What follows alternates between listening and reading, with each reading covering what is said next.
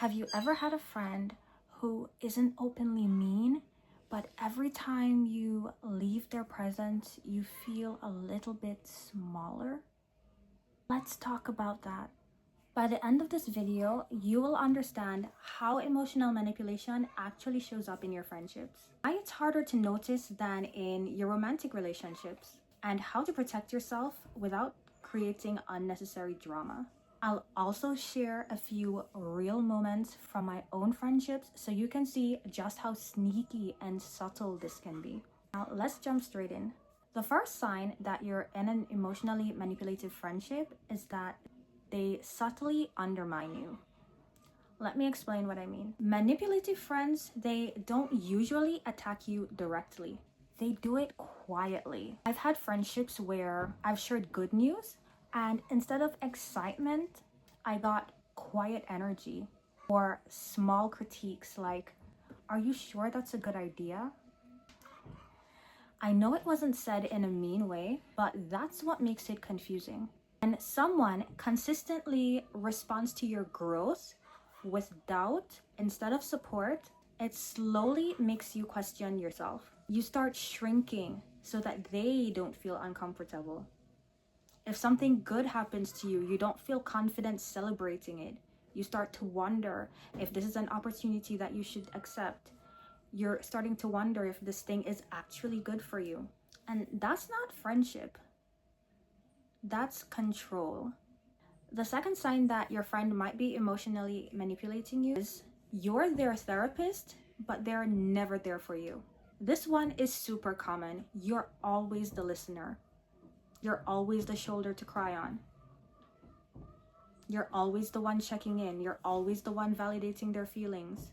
I had a friend who would always find me when she had her problems. And I would show up, but when I needed support, where is she?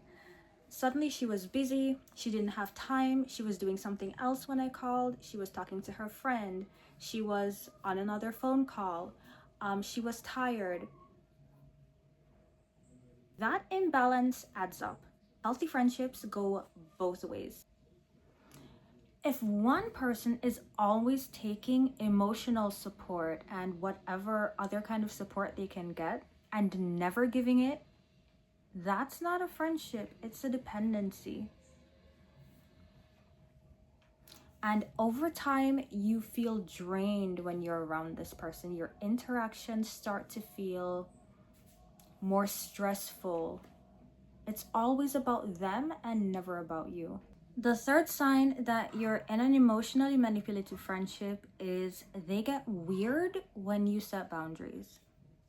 You say no once, just one time, and suddenly their whole energy shifts. They're saying no to something that I just didn't have the energy for. So there was a time where that same friend that I was telling you about, we actually worked together. The same friend from sign 2 where I was saying that she always wanted my help with something, but she was never there when I needed her. So one time she had asked me, we got 1 hour for lunch. We were both at the same workplace, and she had asked me if I could go and collect her packages at lunchtime. I get 1 hour for lunch.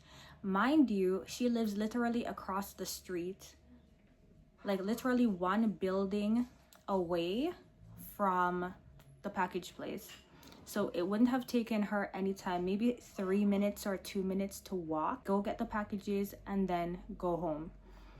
But she wanted me to walk past my house to go and collect the packages, walk to collect the packages, stand in line, wait for the packages, walk back to my house with the packages, and then walk to work with them to give them to her when I was done.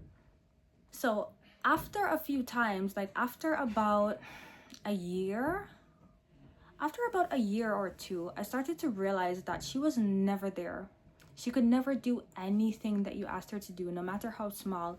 Even if she said yes, she could do something, she would end up passing it off to someone else. So after a while, I kind of got frustrated with that, and I mentally prepared myself, and I said, the next time she asks me to do something, I'm gonna tell her no.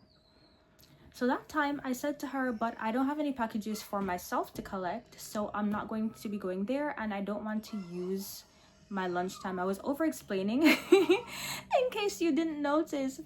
So I said that to her. I said, no, I don't have any reason to go there, so I'm not going to go.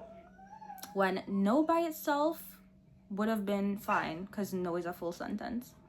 So when I told her, no, I'm not going there, I don't want to use my lunchtime walking to go get packages when I don't have my own reason for going, her face changed. Her eyes literally bulged out of her head, and then she turned away from me and started scrolling on her phone with like an attitude.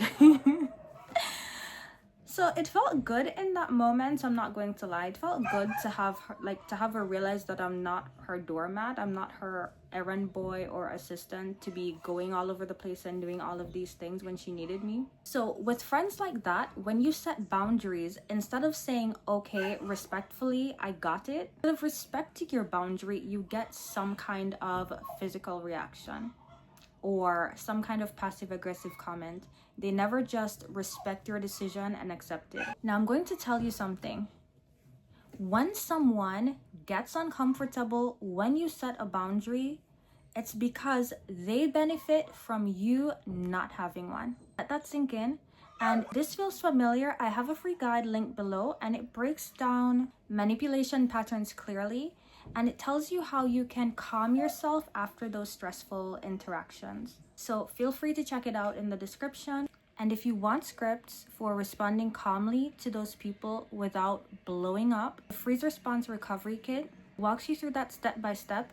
It gives you concise statements that you can say to take your power back in those situations. So feel free to check that out. It's linked in the description. Your body always knows before your mind does. So take note of that. How do you feel? Drop down into your body and ask yourself, how do you feel when you're around those people?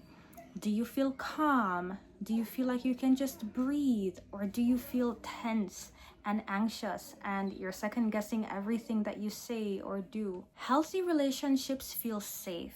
They don't feel strategic. If you have to be strategizing about your interactions with those people, relationships feel safe. Not like a strategy session where you have to be saying, you have to be bending over backwards to see how you can accommodate them and their needs. If you feel like you constantly have to manage that relationship, pay attention.